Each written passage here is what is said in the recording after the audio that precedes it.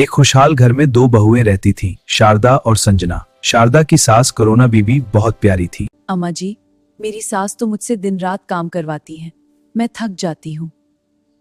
बेटी, सास का दिल जीतू प्यार से। मैं भी कभी बहू थी, सब समझती हूँ। शारदा घर आई और अपनी सास रश्मि बीबी को सारी बात सुनाई। रश्मि बीबी सोच में पड़ गईं। उन्हें एहसास हुआ कि शायद वो गलत थीं। भाभी जी, आपने बहू को सर पर बिठा रखा है। रश्मि, प्यार से सब कुछ ठीक हो जाता है। बहन जी, बहू को माँ जैसा प्यार दो तो वो खुद खुशी से सब करेगी। रश्मि बीबी ने भी प्यार बढ़ाया। शारदा खुश हो गई। घर में खुशियां छा गईं। सब मिलकर हंस रहे थे। प्यार से भरा माहौल था।